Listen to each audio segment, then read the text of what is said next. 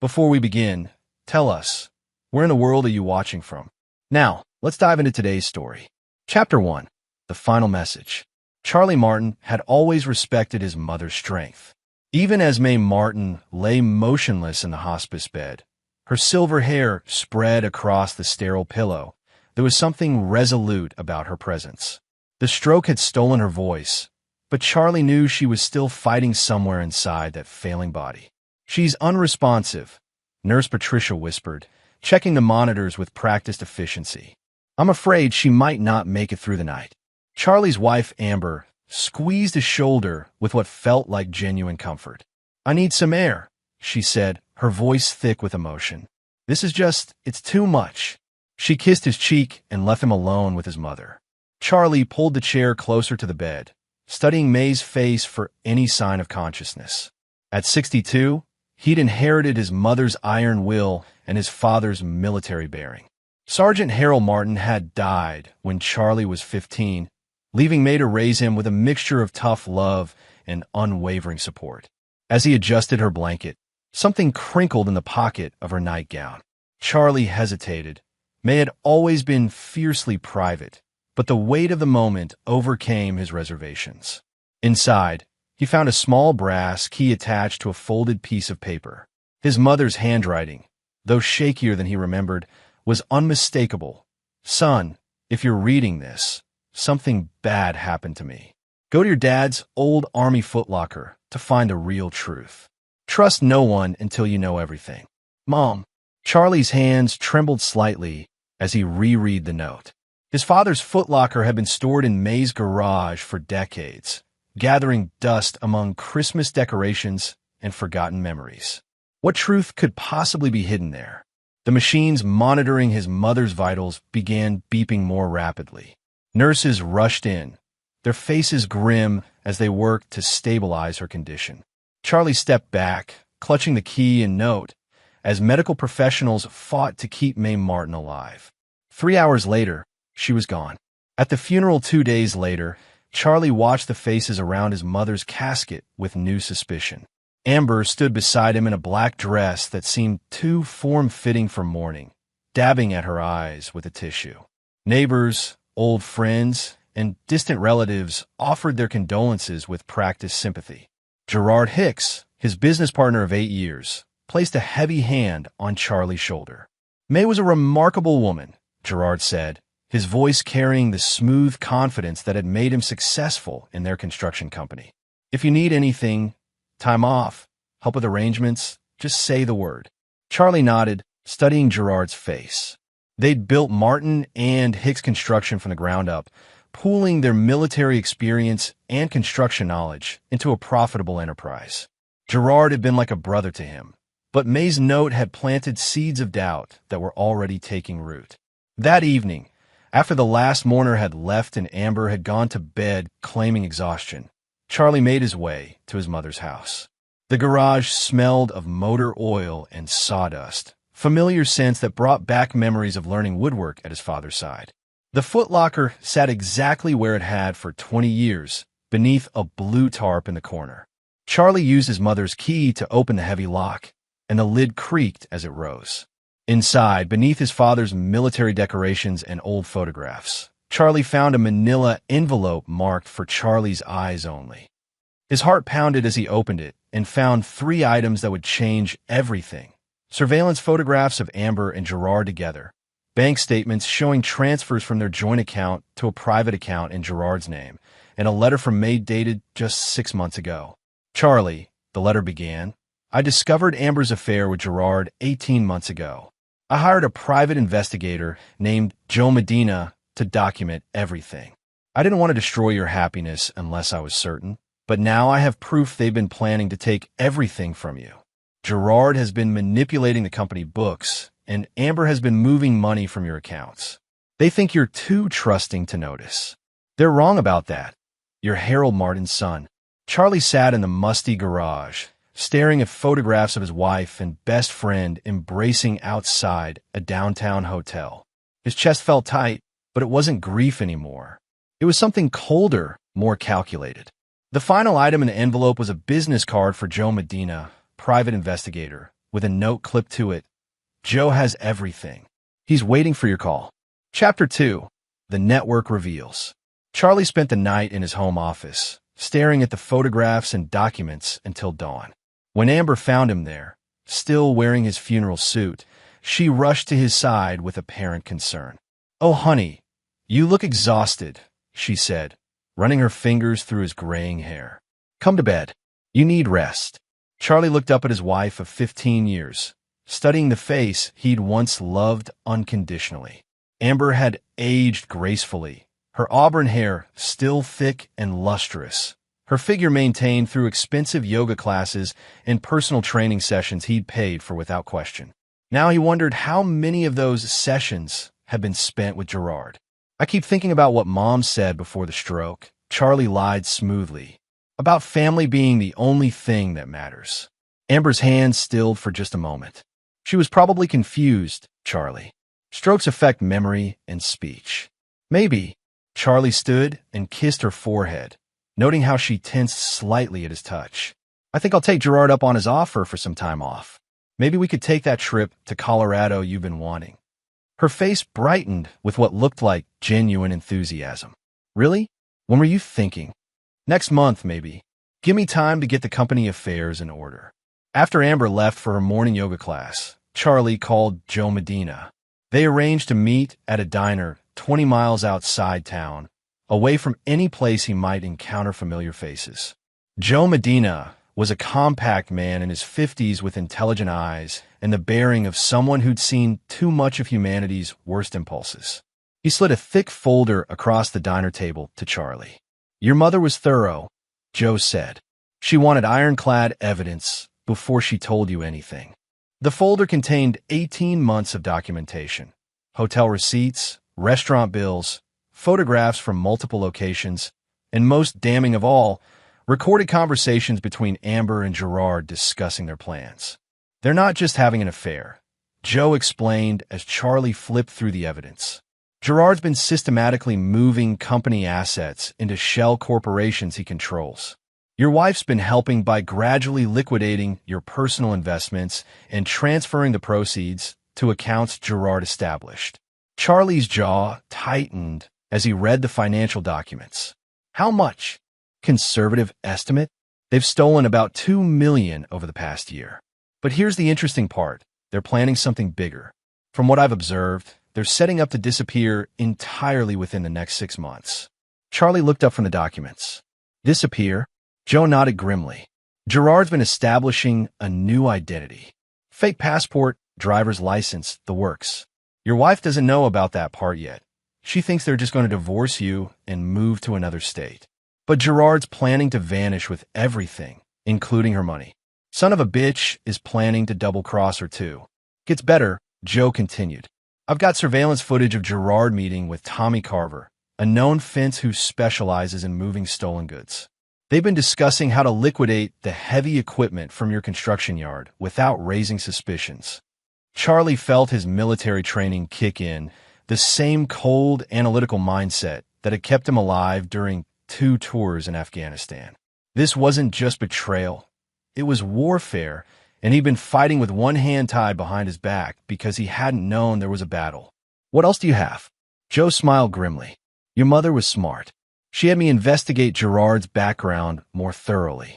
Turns out Gerard Hicks isn't his real name. He's actually Gerard Hoffman, and he's got a history of this kind of thing. 3 other businesses in 2 different states, same pattern. Gain trust, embezzle assets, disappear. Other victims? 2 are dead, suspicious accidents. The third, a man named Caesar Murphy in Arizona. He's still alive, but lost everything. Gerard left him financially ruined and emotionally destroyed." Charlie closed the folder, his mind already working through possibilities. "I need to contact this Caesar Murphy." "Already arranged," Joe said, sliding a piece of paper across the table. "He's been waiting years for someone to go after Gerard. He'll help however he can." Charlie spent the rest of the day planning his first moves. He drove to a storage facility across town and rented a unit under a false name, using cash and a fake ID Joe had provided. There, he established a base of operations where he could work without Amber or Gerard's knowledge. That evening, Gerard stopped by the house unannounced, ostensibly to check on Charlie's well-being. Charlie watched from the kitchen window as Gerard and Amber spoke privately by Gerard's truck, their body language intimate and conspiratorial. When Gerard came inside, he wore his usual mask of concerned friendship. "How are you holding up, partner?" "Taking it one day at a time," Charlie replied, offering Gerard a beer. "I've been thinking about what you said about taking some time off." "Absolutely. Whatever you need. Actually, I was hoping you could handle a big project that came in today. Developer wants us to clear 100 acres outside town for a new subdivision. It's a 6-month contract, worth about $800,000. Gerard's eyes lit up with barely concealed greed. "I could definitely handle that for you. Give you time to grieve properly." Charlie nodded, knowing he'd just handed Gerard exactly what the man wanted: unfettered access to company resources and a legitimate reason to move heavy equipment around. What Gerard didn't know was that Charlie had invented the project entirely, and he'd be watching every move Gerard made. Chapter 3: The Deeper Truth.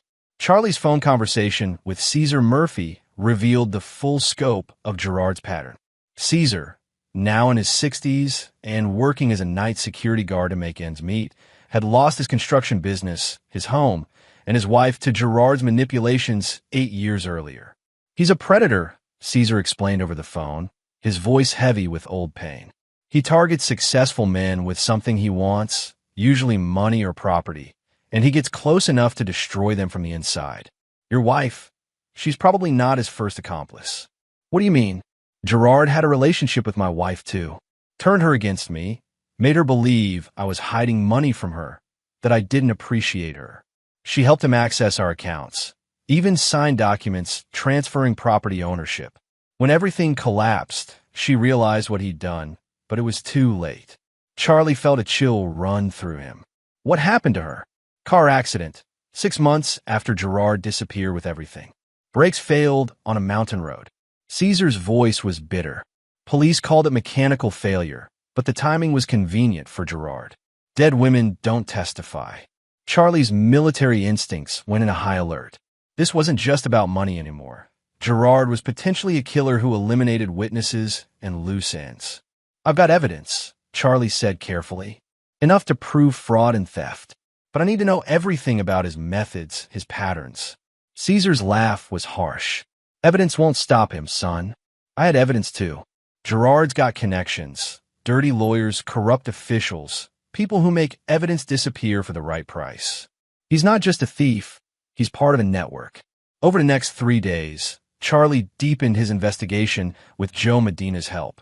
They discovered Gerard's connections to a sophisticated criminal organization that specialized in identity theft, financial fraud, and when necessary, permanent solutions to problematic witnesses. The network included Tommy Carver, who laundered money through his pawn shop operations, and Reginald Becker, a corrupt attorney who specialized in manipulating legal proceedings. Most disturbing was Gerard's connection to Leon Benjamin, a man who officially worked as a mechanic but was suspected in several suspicious accidents involving brake failures and mechanical malfunctions. Charlie realized he wasn't just fighting one man. He was up against an organization that had perfected the art of financial murder.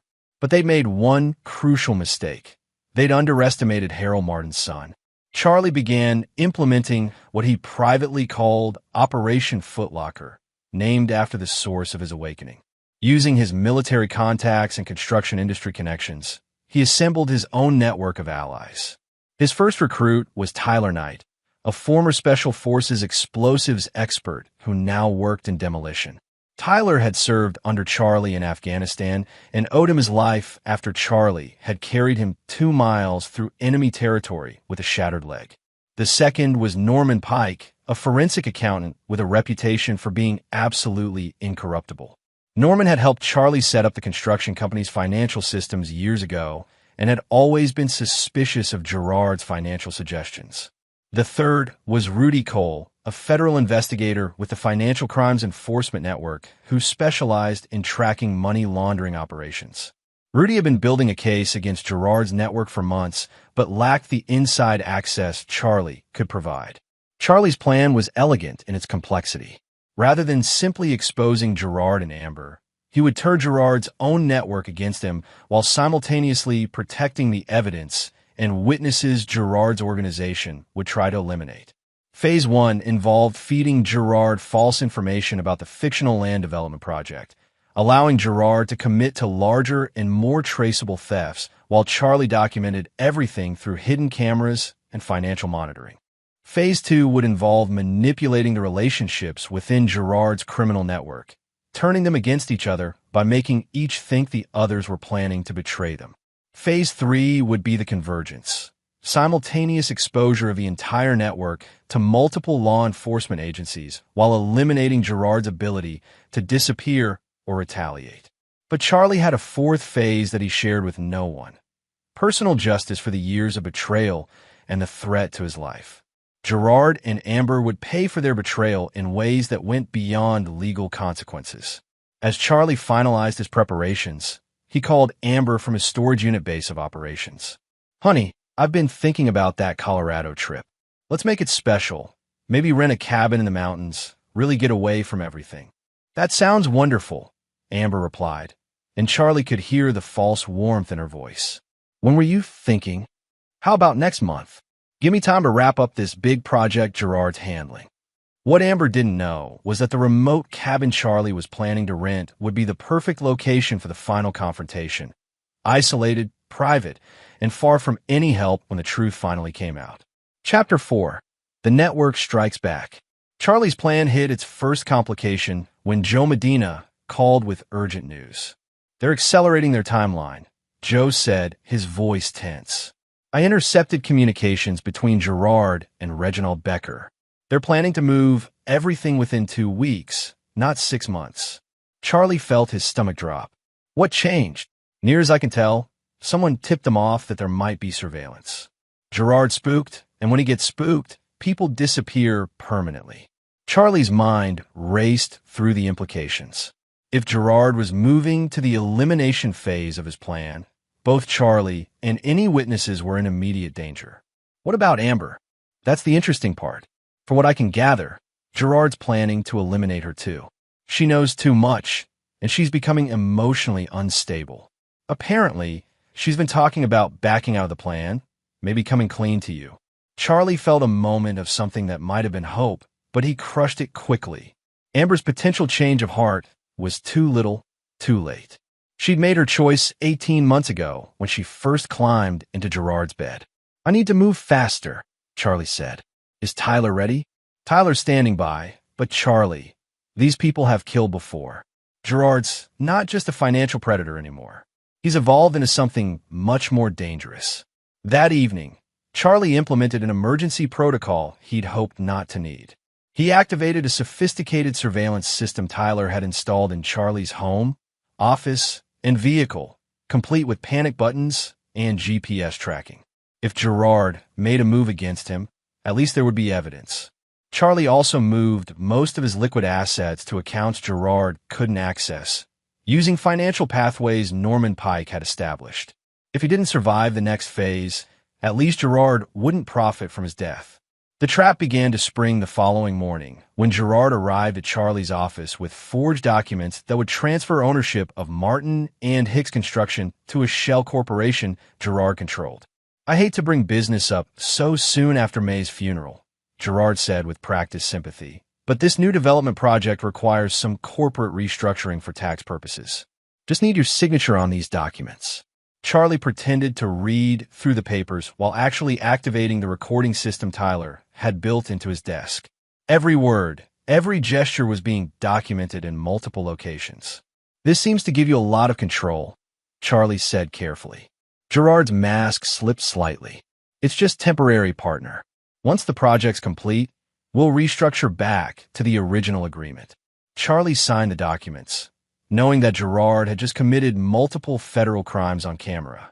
But more importantly, Gerard had revealed his timeline. The construction company assets would be liquidated within days. That afternoon, Charlie received a call that changed everything. Caesar Murphy was dead, killed in what police were calling a home invasion robbery. But Joe Medina's contacts in Arizona confirmed what Charlie already suspected. Nothing had been stolen, and Caesar had been tortured before he died. They wanted to know what he told you, Joe explained, which means they know you're investigating. Charlie felt the familiar cold fury settle over him, the same emotional state that had kept him alive in combat. This wasn't just about money anymore. Gerard had escalated to murder, and Charlie was clearly next on the list. That evening, Charlie confronted Amber in their bedroom, but not the way she expected. "I need to tell you something," he said, sitting on the edge of their bed. "I've been thinking about selling the business. Gerard made an offer to buy me out." Amber's face went pale. "Sell the business? Charlie, that's your life's work. Maybe it's time for a change. We could take the money and travel, see the world." Charlie watched her carefully. "Gerard said he'd give us fair market value, about $4 million. The relief on Amber's face was unmistakable. $4 million was far more than she and Gerard had managed to steal, and it would solve all their problems without the risk of continued crime. That might be good for us," she said carefully. "A fresh start." Charlie nodded. "I'm meeting with Gerard tomorrow to discuss the details. Why don't you come with me, since this affects both of us?" Amber agreed, not knowing she was walking into the final phase of Charlie's trap. The meeting Charlie had arranged wasn't going to be about selling the business. It was going to be about ending Gerard's operation permanently. Chapter 5. The Point of No Return. The meeting was set for Saturday afternoon at the construction company's main office, a sprawling complex of warehouses and equipment yards that Charlie and Gerard had built together over 8 years. What Gerard didn't know was that Tyler Knight had spent the previous night installing sophisticated surveillance equipment throughout the building, and that Rudy Cole's federal task force was positioned nearby. Charlie arrived early, using the time to make final preparations. In his desk drawer, easily accessible, he placed a loaded Glock 19, not because he planned to use it, but because he expected Gerard might try to eliminate him during the meeting. Charlie's real weapons were information, evidence, and the legal net that was about to close around Gerard's entire network.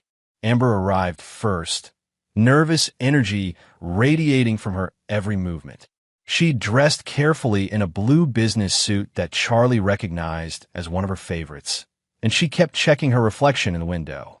"Are you sure about this?" she asked for the third time. "Selling everything we built?" Charlie looked at his wife, studying the face he'd once kissed goodnight every evening for 15 years. "I'm sure about a lot of things now," he said quietly.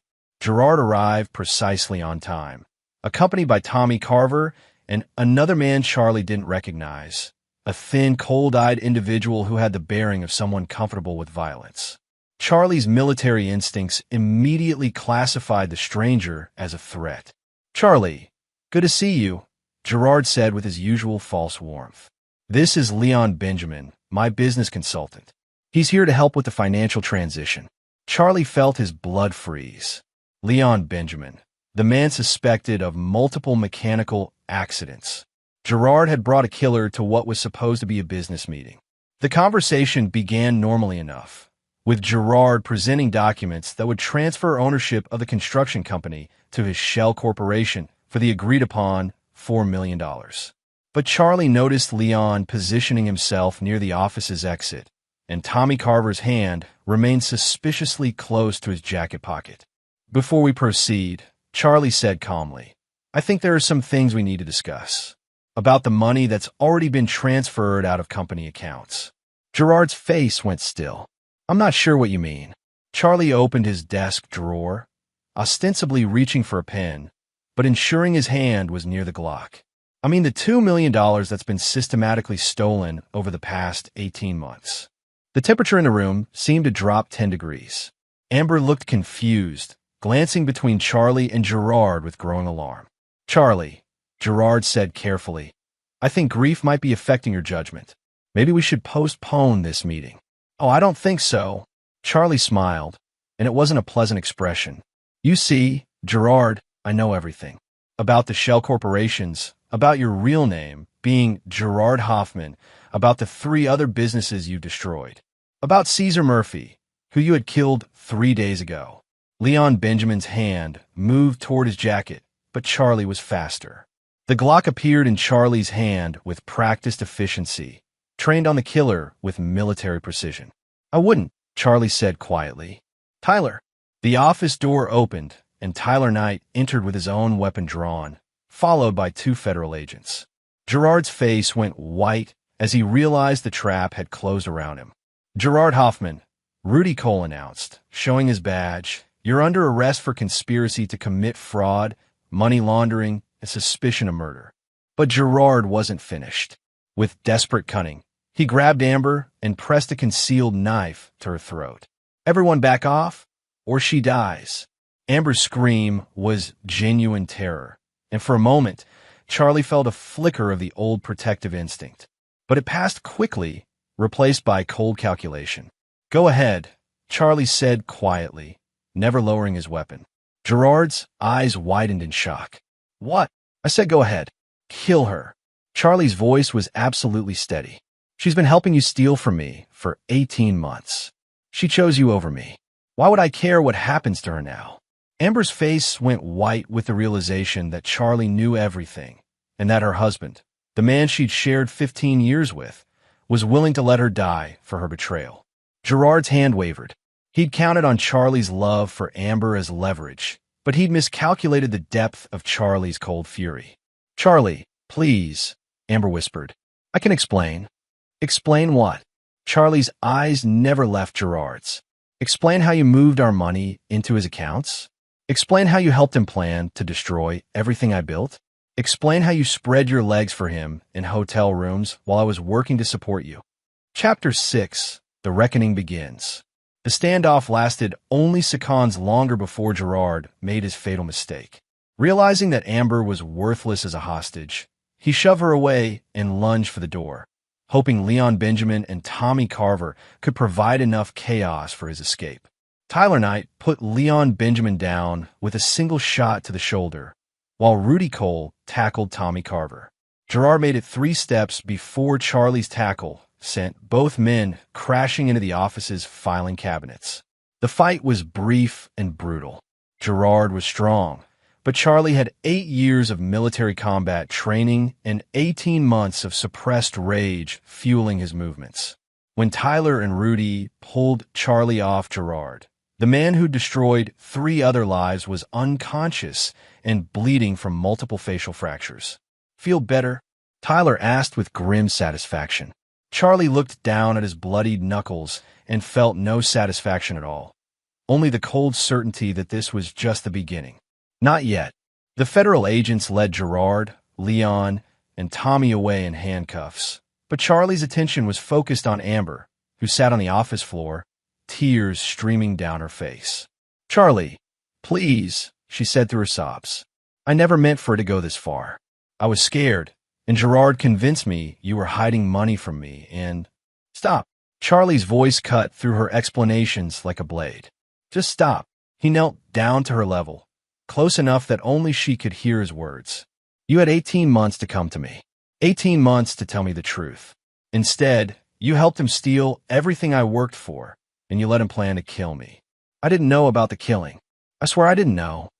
Charlie studied his wife's face, looking for any sign of the woman he'd once loved. "Maybe you didn't, but you knew about the theft. You knew about the betrayal, and you chose to keep helping him right up until the moment you realized you might face consequences." He stood up, towering over her.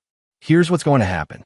You're going to prison, probably for 5 to 10 years as an accessory to fraud. When you get out, you'll find that every asset we own together has been legally transferred out of your reach." Amber's face went white. "You can't do that." "Actually, I can. See, while you were busy planning my destruction, I was documenting yours. Every illegal transfer, every forged signature, every lie you told to bank officials, it's all evidence of your willing participation in Gerard's scheme." Charlie walked to his desk and pulled out a thick folder. "Divorce papers already filed. Asset protection documents already notarized. By the time you're processed and booked, you'll own nothing but the clothes you're wearing. Charlie, please. I'm your wife. We can work this out." Charlie looked at her for a long moment, remembering their wedding day, their anniversaries, the quiet moments when he believed they were building a life together. "No," he said quietly. "You stopped being my wife the day you chose Gerard Hoffman over me. What you are now is a criminal who happens to share my last name, and that's going to change too. Federal agents arrived to arrest Amber, and Charlie watched without emotion as they read her rights and led her away.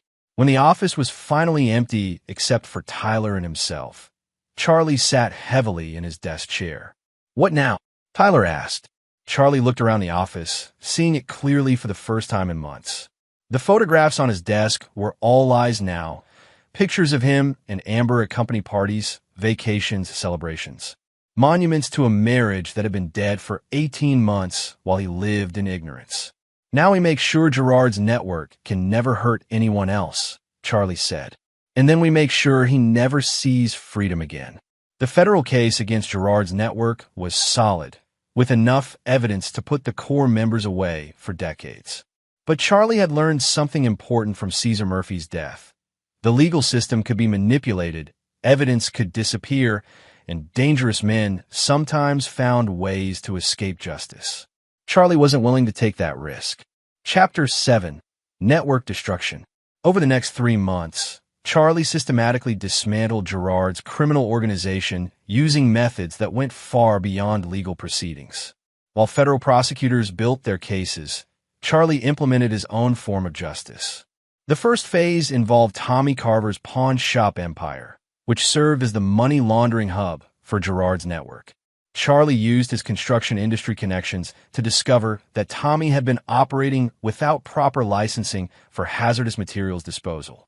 A series of anonymous tips to environmental agencies resulted in surprise inspections that revealed illegal chemical storage and improper waste disposal.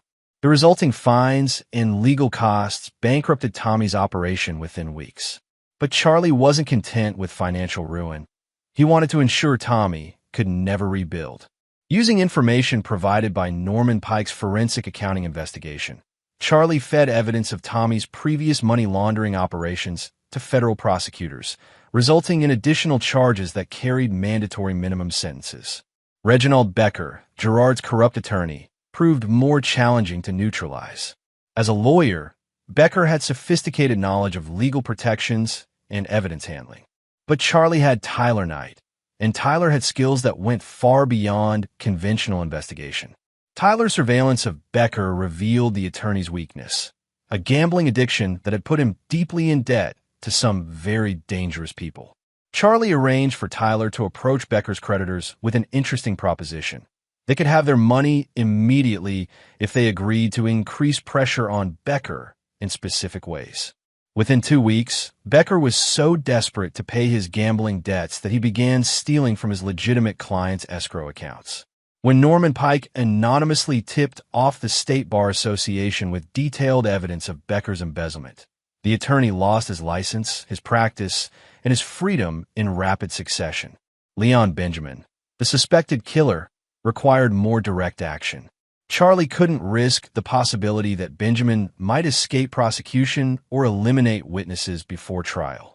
Using skills learned in Afghanistan, Charlie began stalking Benjamin, learning his routines, his weaknesses, his habits. Benjamin lived alone in a rundown apartment complex, survived on disability payments from a supposedly injured back, and spent most evenings drinking at a bar frequented by other ex-criminals. He was paranoid, but not paranoid enough. He never noticed Tyler's surveillance or Charlie's preparation. Charlie's solution for Benjamin was elegant in its simplicity. Using his access to construction equipment and Tyler's expertise with explosives, Charlie arranged for a very convincing gas leak explosion in Benjamin's apartment building. The explosion occurred at precisely 3:47 a.m., when Benjamin would be in his apartment, alone, and too drunk to escape quickly. The official investigation concluded that corroded gas lines had created a tragic accident. Benjamin's body was identified through dental records, and the case was closed without suspicion. Charlie felt no remorse. Benjamin had tortured Caesar Murphy to death and would have killed Charlie without hesitation. But Gerard himself remained the primary target, and Charlie was saving his most creative revenge for the man who had destroyed his marriage and threatened his life. Gerard was being held without bail pending trial, housed in a federal detention facility 40 miles from Charlie's hometown. The evidence against him was overwhelming. Financial records, recorded conversations, testimony from multiple victims. But Charlie knew that wasn't enough. Men like Gerard had resources, connections, and contingency plans. Even if convicted, Gerard might find ways to reduce his sentence, arrange early release, or eliminate threats to his safety. Charlie needed Gerard to understand that there would be no escape, no appeals, no second chances. Charlie's solution required patience and careful planning. Using connections from his military service, Charlie identified 3 inmates in Gerard's detention facility who had particular skills and flexible moral standards. Through a series of intermediaries, Charlie arranged for these inmates to receive substantial financial support for their families in exchange for ensuring Gerard's time in prison would be educational. The first lesson occurred during Gerard's second week in detention. Gerard woke to find photographs of Charlie scattered around his cell. Pictures of Charlie in military uniform, Charlie with construction equipment, Charlie with Tyler Knight and other dangerous-looking men. No threats, no messages, just the clear implication that Charlie had reach even in a federal detention.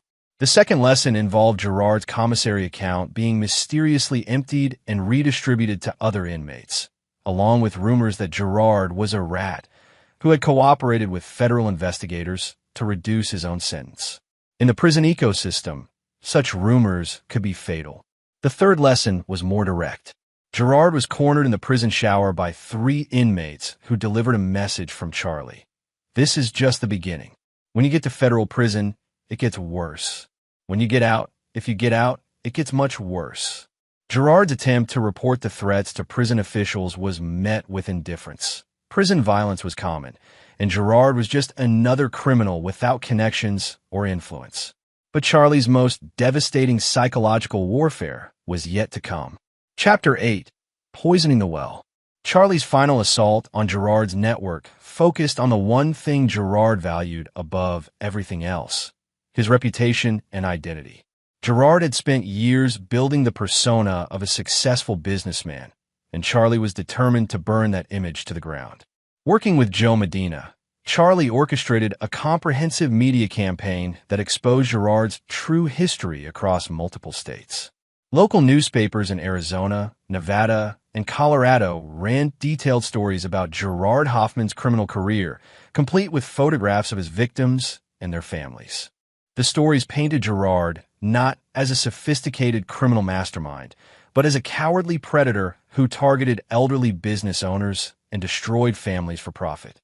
Charlie made sure every article mentioned Gerard's cowardice during his arrest, how he'd held a knife to an innocent woman's throat and begged for mercy when cornered. But the media campaign was just the beginning. Charlie used his construction industry connections to ensure that Gerard's true identity and criminal history became common knowledge among contractors, suppliers, and business owners across the region. Gerard's face appeared on do not hire lists and fraud prevention warnings circulated throughout professional networks. Charlie also targeted Gerard's family, though with surgical precision that avoided harming innocent relatives. Gerard's elderly mother, who lived in a retirement community believing her son was a successful businessman, received anonymous packages containing newspaper clippings about Gerard's crimes. His estranged brother, a teacher in another state, found his school's parent association discussing how to protect children from predators like Gerard Hoffman. The psychological impact on Gerard was immediate and severe.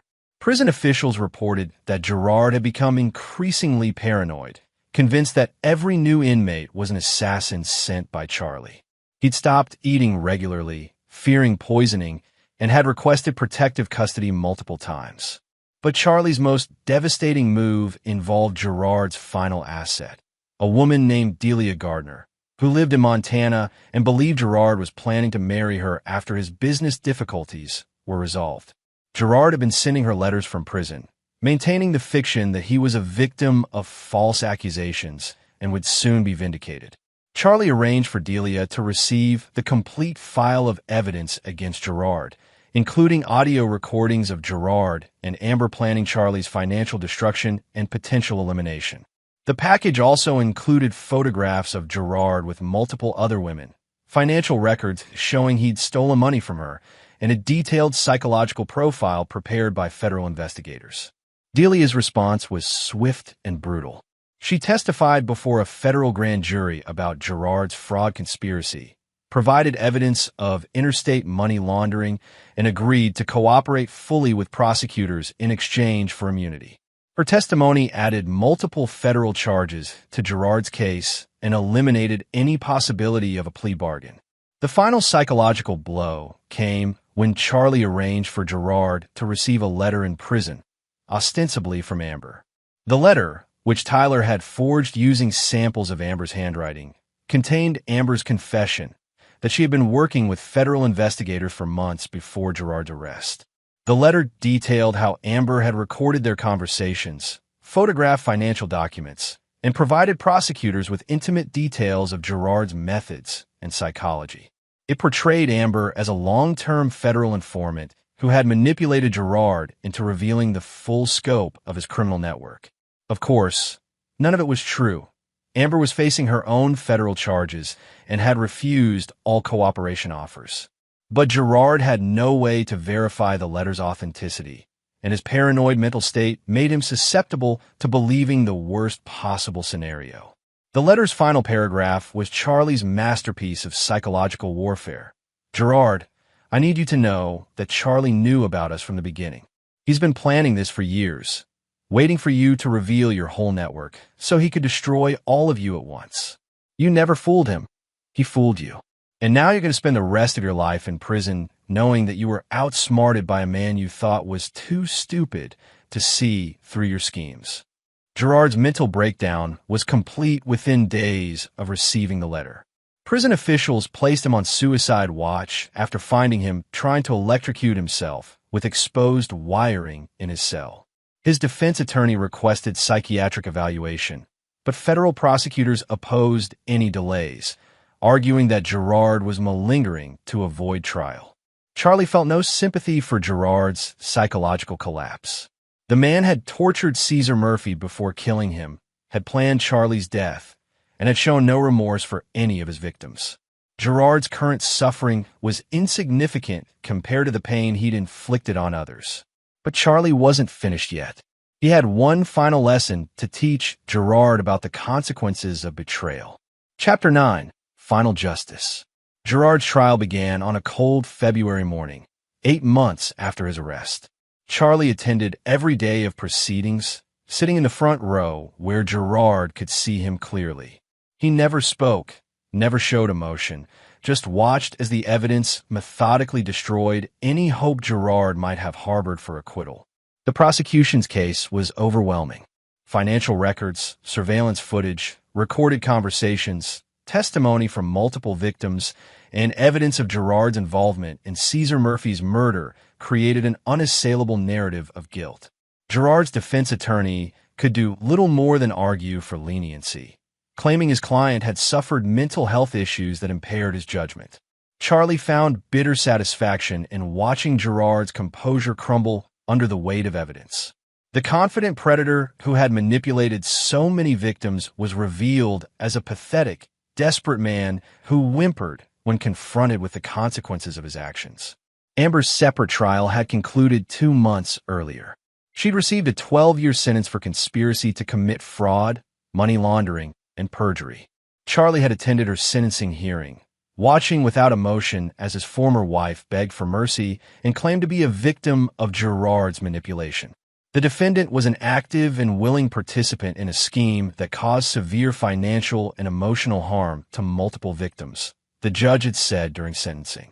Her claims of victimization ring hollow given the extensive evidence of her voluntary participation in criminal activities over an 18-month period. Amber had looked at Charlie with desperate eyes as the bailiff led her away. But Charlie had felt nothing resembling the love or compassion that had once defined their relationship. She was simply another criminal facing appropriate consequences for her choices. Gerard's trial lasted 3 weeks. The jury deliberated for less than 4 hours before returning guilty verdicts on all 27 counts, including conspiracy to commit murder in connection with Caesar Murphy's death. At sentencing, Gerard's mother pleaded for mercy, describing the son she remembered from childhood, a boy who'd helped elderly neighbors and excelled in school. Charlie listened without sympathy, knowing that predators often began as apparently normal children before choosing paths of manipulation and cruelty. The judge's sentence was everything Charlie had hoped for: life in prison without possibility of parole for the murder conspiracy, plus additional consecutive sentences for fraud, money laundering, and racketeering. Gerard would die in prison, never again free to destroy innocent lives. But Charlie had one final message to deliver. As Gerard was led away in shackles, Charlie stood and spoke loudly enough for everyone in the courtroom to hear. "Gerard, I want you to know something. Every day for the rest of your life, I want you to remember that you brought this on yourself. You chose to betray me. You chose to steal from me. You chose to threaten my life. Everything that happened to you was the direct consequence of your own decisions." Gerard turned to look at Charlie, his face a mask of hatred and defeat. "This isn't over," he whispered. Charlie smiled. It was the coldest expression anyone in that courtroom had ever seen. "For you, it is." 6 months later, Charlie received news that brought him deep satisfaction. Gerard had been found dead in his maximum security prison cell, apparently killed by inmates who discovered his history of targeting elderly victims. Prison officials classified it as an inmate-on-inmate homicide and closed the investigation after a perfunctory review. Charlie felt no guilt about Gerard's death. He hadn't ordered it or arranged it.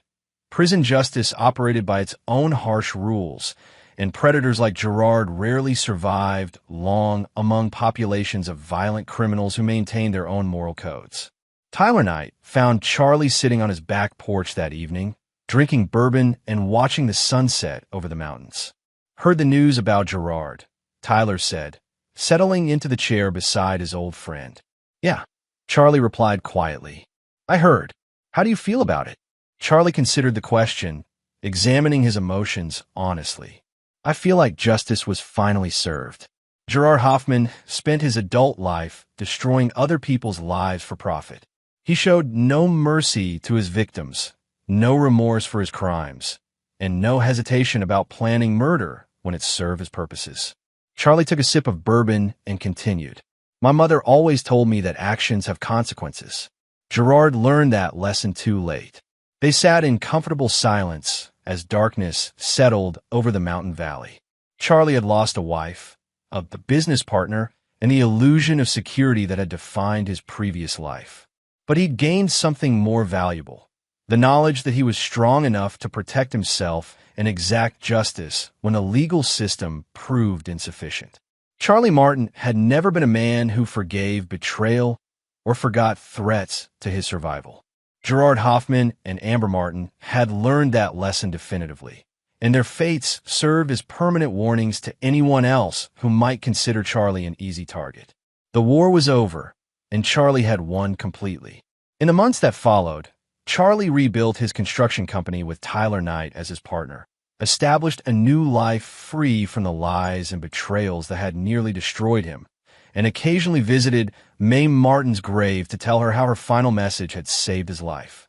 Mae's note had been right about one thing: family was the only thing that mattered.